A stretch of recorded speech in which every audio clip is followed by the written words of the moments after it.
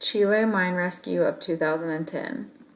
Chile Mine Rescue of 2010, also called Chile Mining Accident of 2010. Rescue of 33 workers from the San Jose gold and copper mine on October 13th, 2010, 69 days after the mine's collapse on August 5th. The mine, owned by the San Esteban Primera Mining Company, was located in the Atacama Desert of Chile, approximately 50 miles northwest of the town of Copiapó and approximately 500 miles north of Santiago. The collapse.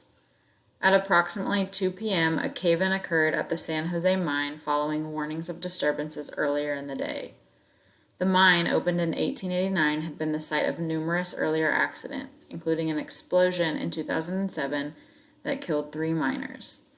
Little was done to improve conditions before the mine was reauthorized for continued excavation by Chile's National Geology and Mining Service in 2008. Inside the mine at the time of the collapse were 33 workers. 32 were Chilean and 1 was Bolivian. Most were miners, though several subcontracted workers were also trapped. The mine, which spiraled into the depths of a mountain, was approximately 2,625 feet deep.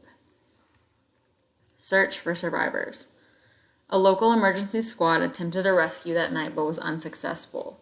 Following this initial failure, the Chilean government ordered Codelco, a state-owned mining company, to coordinate the rescue effort.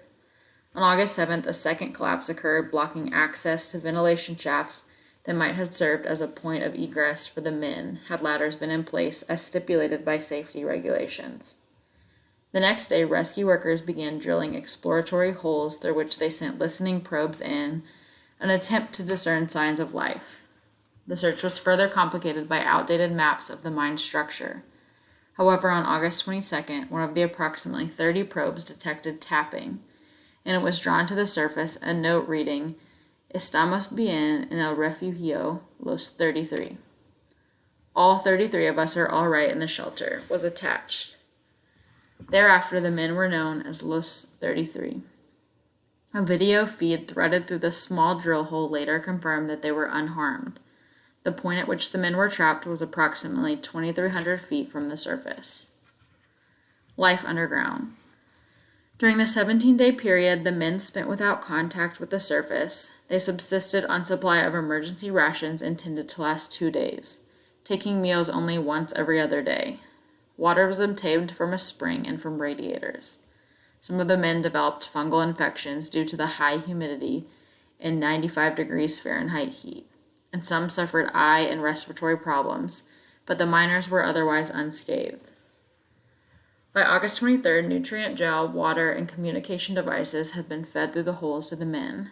In order to ensure the survival of the workers until they could be extracted, a cadre of experts ranging from mental health specialists to NASA scientists was brought to the site, joining an encampment of worried family and friends. As the days progressed, solid food was passed through the channel, as were first aid supplies, exercise routines, and lighting devices. Rescue. In the meantime, plans for recovering the men continued. 3 separate drilling rigs were brought to the site. 2 were raised bore machines, which drill a small hole and then widen it, and 1 was a piece of equipment normally used in oil and gas prospecting that could drill 1 wide hole. 1 raised borer was American-owned and operated. The other 2 machines were Canadian-owned and operated, with some Chilean assistance. The first hole, dubbed Plan A, was begun on August 30th using one of the raised bore drills. On September 5th, Plan B was initiated using the second raised borer. Work on Plan C using the oil drill started on September 19th. The trapped workers split into 3 groups, each of which worked an 8-hour shift to remove the debris caused by the drilling and to reinforce the walls of the mine. Though the men were initially expected to remain trapped until December, on October 9th, the Plan B drill finally completed a tunnel connecting to an accessible chamber. 2 days later, the top 295 feet of the 2,050-foot shaft had been lined with metal tubing in preparation for the ascent of the men in a specially designed metal capsule. Late on the night of October 12th, a rescue worker was lowered into the mine inside the capsule. Just after midnight, the first worker was drawn to the surface. By that evening, the last man, A shift supervisor who had organized the men during their time underground had been rescued. Chilean President Sebastián Piñera greeted the men as they reached the surface, and when the last had emerged from the capsule, led the assembled crowd whose tent settlement had been dubbed Campamento Esperanza, or Camp Hope, in singing the Chilean national anthem. The carefully choreographed denouement, characterized by some observers as political theater, was documented by hundreds of journalists from around the world.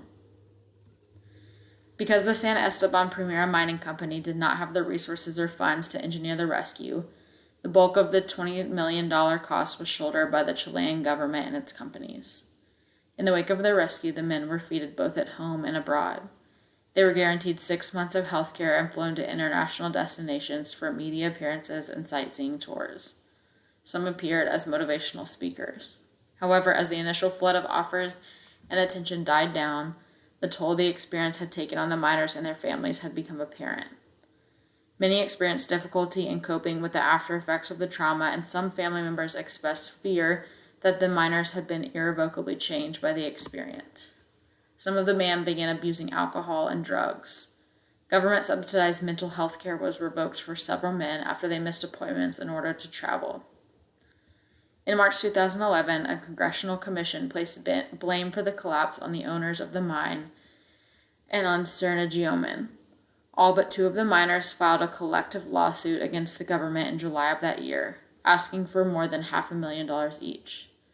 The owners of the straightened mining company agreed to reimburse the government for roughly a quarter of the rescue costs in March 2012. Prosecutors who had been investigating the case since 2010 ruled in 2013 that neither Serna nor the owners of the mine bore any criminal responsibility for the accident, reducing the miners' legal recourse to civil suits.